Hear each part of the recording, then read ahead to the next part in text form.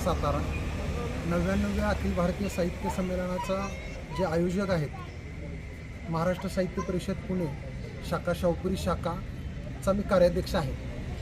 या संमेलनाने साधारण 1 तारखेपासून संमेलन चालू झालेलं आहे। या संमेलनाचे जे कार्याध्यक्ष आहेत विनोद सूर्यनारायण कुलकर्णी यांच्यावर एका व्यक्तीने 12च्या सुमारास काळं द्रव्य त्यांच्या तोंडात डोळ्यात टाकून त्यांच्यावर प्राणघातक हल्ला केला।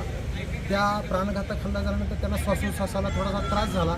त्यानंतर ते उपचारासाठी गेलेले असताना त्या ठिकाणी त्यांच्यावर उपस्थित असलेले तुषार महामुलकर यांना घेऊन आम्ही इथं शाहूपुरी पोलीस स्टेशनमध्ये त्या इसमाविरुद्ध तक्रार देण्यासाठी आलेलो आहोत।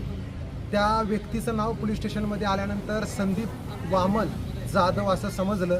तो तांदुळवाडी तालुका कोरेगाव जिल्हा सातारा येथील आहे आणि त्याच्यावर कडक कायदेशीर कारवाई व्हावी अशी विनंती या ठिकाणी आम्ही केलेली आहे। त्याच्याबरोबर इतरही साथीदार त्याचा कोणतरी करता करिता ज्याला मराठी साहित्य आणि संस्कृती वाढू नये अशा हेतूने हल्ले करायचा कट केला असं आमचं म्हणणं आहे।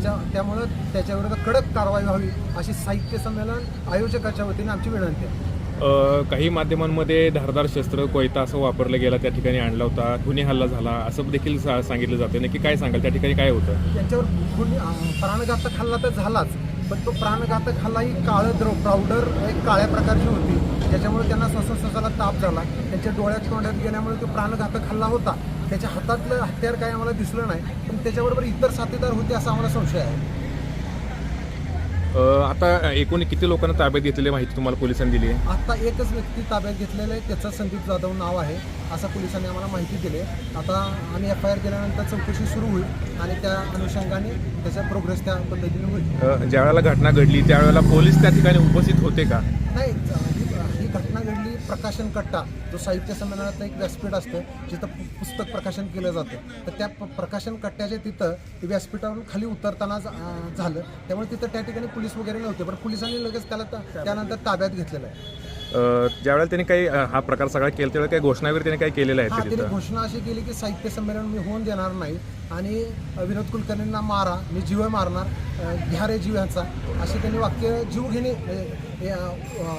एखाद्याचा जीव घेण्याच्या उद्देशाने जी वाक्य उच्चारावं लागतात ती त्यांनी उच्चार। एवढं मोठं सगळं संमेलन आहे तर तिथं CCTVची यंत्रणा जी आहे त्या CCTVमध्ये सगळं दिसून येईल की बाबा कोण होतं किंवा काही त्याची काही पडताळणी आपण केली आहे? त्या व्यासपीठात जिथं व्यासपीठ आहेत आतमध्ये त्या व्यासपीठामध्ये CCTVची काही सोय नाही आहे। जी CCTV असतील ती स्टेडियमच्या बाहेर आहेत, जे मूळ क्रीडा संकुलाचेच आहेत, पण जिथं कार्यक्रम चालू होता त्या ठिकाणी CCTV काही नव्हता। मग त्यांनी CCTV नाही आहेत ही रेकी अगोदर केली आणि त्या ठिकाणी जाऊन बुजून हल्ला केला का? असं कळतंय बऱ्याच ठिकाणी की तो विचारत येत होता प्रत्येकांना। आमच्या स्वागत कक्षातही त्यांनी अमर बेंद्रेंना विचारलं की विनोद कुलकर्णी मला कुठे भेटतील असं त्यांनी अमर बेंद्रेंना विचारलं आणि तो त्यांचा शोधच घेत होता आणि त्यांनी पूर्ण त्याची काळजी घेतली की CCTV त्या ठिकाणी नाही आहे, पोलीस यंत्रणा पोलिसांचं पण तिथं सिक्युरिटीचा नाही आहे, ही काळजी घेऊन त्यांनी त्या ठिकाणी हल्ला केला। पण त्या ठिकाणी तुषार महामुलकर होते, इथंही 2-4 जण तिथं ज्यांनी बघितली ही घटना, ही लोक त्या ठिकाणी होती। बरीचशी लोकांनी जे साहित्यिक आहे त्या लोकांनी पण हे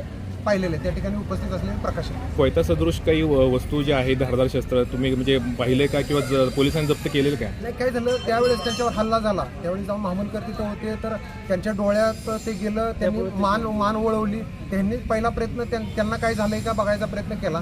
त्यामुळे त्याच्या हातात जे हत्यार होतं का नव्हतं म्हणजे त्या दृष्टीने त्याच्याबरोबर जे साथीदार होते किंवा जे आम्हाला संशय आहे की तरी लोक होते त्यांच्याकडे हत्यार होती का नाही, तिथलं गर्दी बघून किंवा तिथली आजूबाजूची लोक बघून ते पळून गेले असा आम्हाला संशय आहे। पण ते हत्यार प्रथमदर्शनी आम्ही म्हणजे कुलकर्णी साहेबांना ते काही दिसलं नाही, परंतु आम्हाला संशय आहे की हत्यार पण त्यांच्याकडे असू शकतं।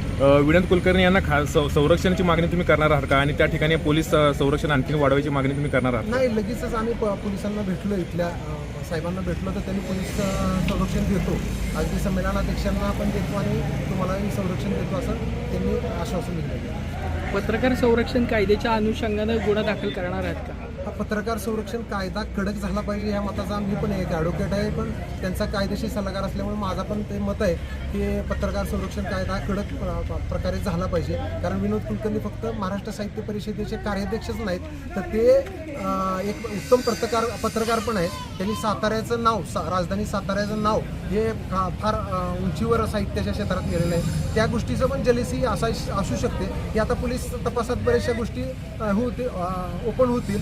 या दोन गोष्टी आम्हाला जास्त वाटतं की मराठी हा हल्ला आता आमच्या मराठी भाषेवर हा हल्ला आहे, मराठी साहित्यावर हा हल्ला आहे, मराठी संस्कृतीवर हा हल्ला आहे असं आमचं मत आहे. त्यामुळे त्याच्यावर कडक कारवाई कायदेशीर व्हावी असं आमचं पोलिसांना विनंती आहे. ज्यांनी जो हल्ला केलेला आहे तो कोणत्या पक्षाचा, कोणाचा कार्यकर्ता आहे याची काही माहिती आहे? हे आम्हाला नाही अजून ही पक्षाची त्याच्या मागं कोण साथीदार आहेत ही आता तपासादरम्यान पोलीस यंत्रणेला ते समजेल, त्यानंतर तुम्हाला समजेल. आता आम्हाला ते काही समजलेलं नाही.